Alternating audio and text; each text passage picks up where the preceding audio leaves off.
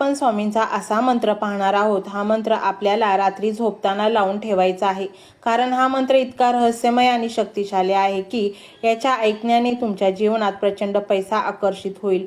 तुमच्या डोक्यावर कितीही मोठा कर्जाचा डोंगर असू द्या, तो दूर होईल। हा मंत्र तेव्हा ऐकायचा जेव्हा आपल्याला काहीच सुचत नसेल, आपली परिस्थिती इतकी वाईट आहे की आपल्याला कोणताच मार्ग सापडत नाही, कुठे जावे, काय करावे, कसे आपले प्रश्न सोडवावे।